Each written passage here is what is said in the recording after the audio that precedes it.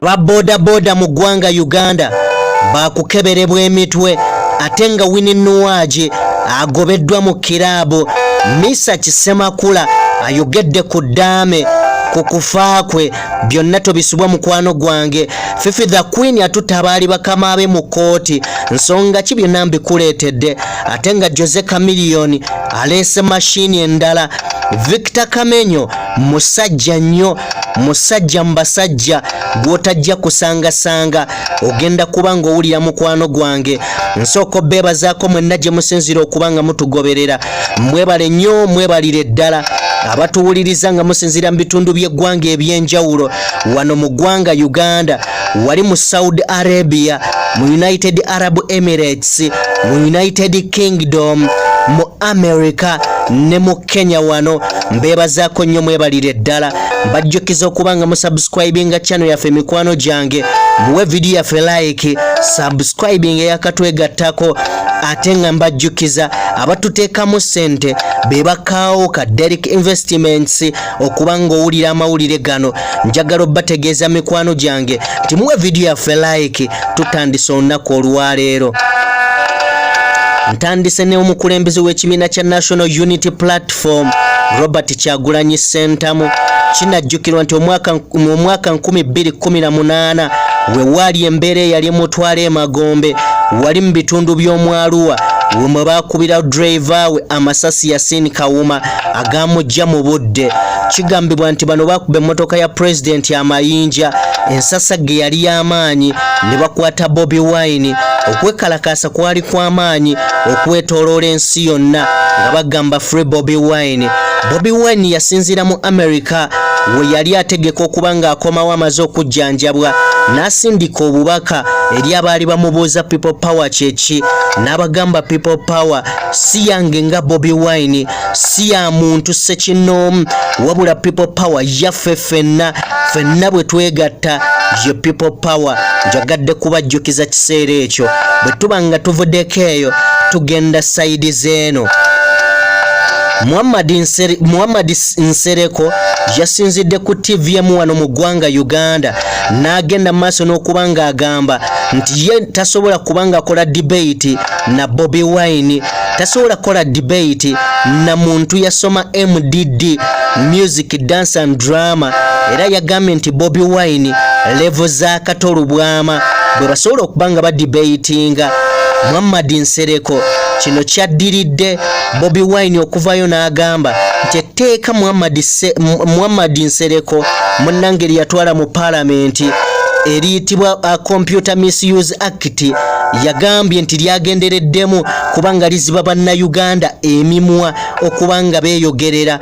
Wabula njagala okujjukiza nti ng'akyaga Bannayuganda kanakaama kammwe oyagala ennyumba yerabike bulungi ekuweesa ekitiibwa kambanjuli abakaawo ka Derek Investments bano nga bakafulu mu kukola amayinja aga designing ennyumba. Oyagala enju yerabike nga yaba minisita, erabike nga abadizayiniz abaavudde Bulaaya, kuba ku namba z'essimu ezo oba basinkane wali ekisaasi okulirana step by step, tojja kwejjusa. Jjukira be bakaawo ka Derek Investments. Tasobola kukola debate na Bobiwine bamukyazako ku TV emu ne looya munne ayitibwa Semakadde Isaac. Semakadde yamuyuza kwegamba buvaavava oba bunyamanyama oba bufiififi. Omusajja ono bamuleka baaba n'empale zirebera. Kale bye biva sayidi zeeyo. Osobola okunterayo comment n'ombuulira bwe tuba nga tuvuddeko eyo tugende wa mwana muwala Winnie Nuwaje Fire Baby okuva mu Swangs Avenue. Winnie Nuwaje ayalidde obuwuka, yatabuse oluvannyuma lw'okugenda mu kirabu emanyiddwa nga Club Rosiana munnange ne bamugoba n'emikwano gye. Winnie Nuwaje yagambye nti club nga zino ziteekeddwa obbawo ekitiibwa olw'ensonga music waabwe gwe bazannya, kale nno tebandizannyidde ku mannya gaabwe. Bye biva ewa Winnie Nuwaje, wabula Nuwaje ennaku zino bwe tuba nga tuvuddeko tugende ewa socialite amanyiddwa nga Sipapa oba kati akyayitibwa Mugagga oba Omba Njogedde Kinene.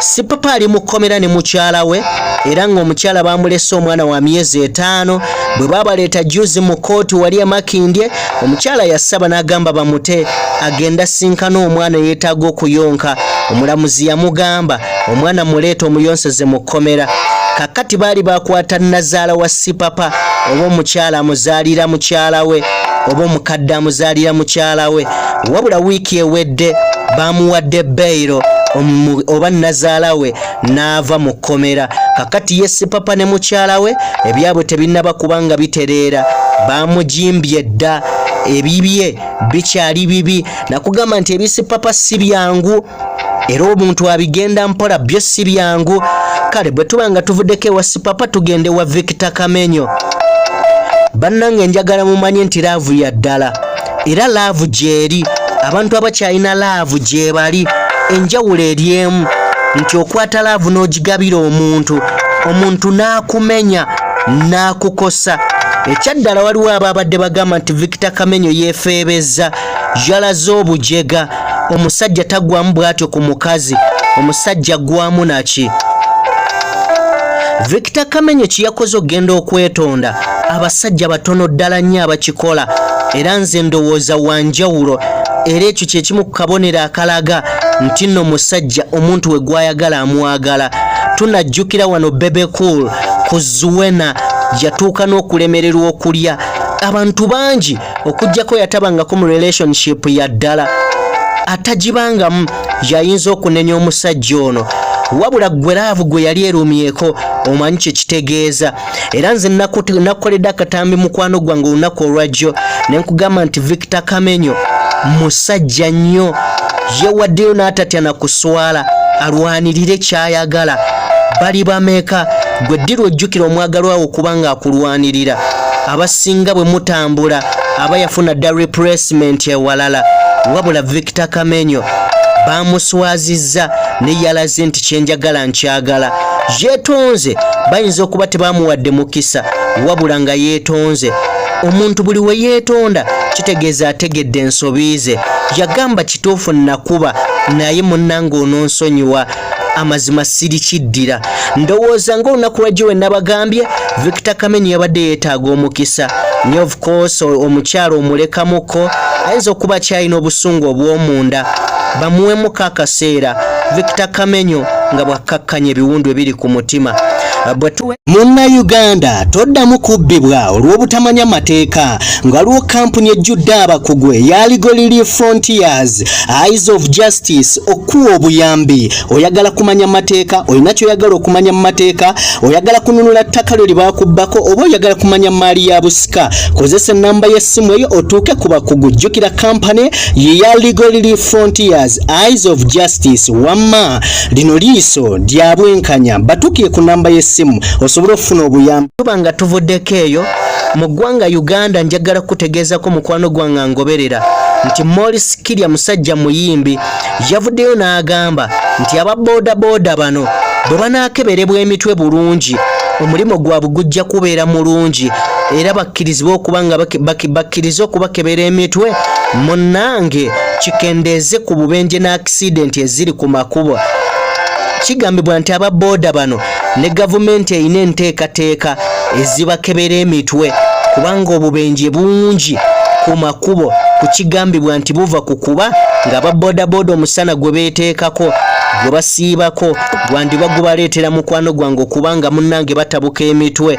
byebiri saidi zeeyo mu boodabooda era Morris Kirya agamba nti okubakebera emitwe si kibi wabula kijja kukendeeza ku bubenje obungi obuli ku makubo okufuna ababoodaboda abali steady era abalamu obulungi byebiri saidi zeeyo bwe tuba nga tuvuddeko eyo tugende wa Bryans mumumanyi bulungi nnyo mikwano gyange ono fashionist mu ggwanga Uganda be bamu ku babedda abanene be tuyina kakati oyo gw'omulaba naye magulu meeru ye taata wa Rihanna omuyimbi wali mu ggwanga erya America babadde basinkanyeemuko oba mubalira kaddiru ki awo mukama yamanyi oba mubalira kaki y'omwami oyo baatutegeezako nti afere musajja mufere mulungi nnyo era w'omwesembereza obeera n'emikisa egikufera jjukira tebakwatagana bulungi na muwala we Rihanna omuyimbi oyo omu ku bayimbi abakyala bensinga okwagala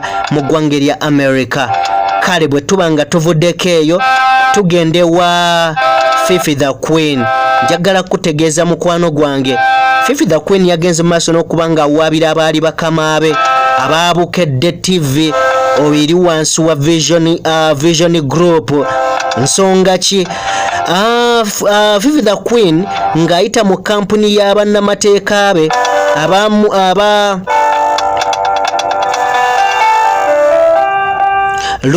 mwesigwa Lukuntana bagenze maaso n'okuba nga bateekayo omusango ku kigambibwa nti nno Bukedde yagenze maaso n'okuba ng'ekwata mukwano gwange, yagenze maaso n'okuba ng'ekwata omutwe ku front page neteekako Fifi the Queen negamba nti omukyalo ono munnange baamukutte ku by'okubba era ne sipapa. Kakati omukyalo ono olwalabye amawulire gano yadduse zambwa bannamateeka be abayitibwa batya Lukuntana and Company Advocate n'agenda maaso n'okuba ng'ateekayo omusango. Yayagadde oba yasabye bamuliirire akawumbi ka ssente kalambirira kussa n'obukadde 5 rather 5 nga bw'abannamateeka banaazimuwa. Wabula yawandiise ekiwandiiko n'akiteeka ku Facebook ye n'agamba nti ab'emikwano abooluganda mwenna ndi bulungi, simanyi kigendererwa kiri mabega wa Bukedde kubanga empandiikako ebyo wabula katuwere ennembe byebiri side zeeyo wa Fifi the Queen. Bwe tuba nga tuvuddeko entugende wa Chameleon sasa Simba omusawo Dr. Atagejja Atakoga musajja mukulu ono yateereddeyo munnange enziga gyeyagambye nti G8 G63 motoka nsajja nnyo kamala, agamba nti brand new alabika yayingizaawo egaali.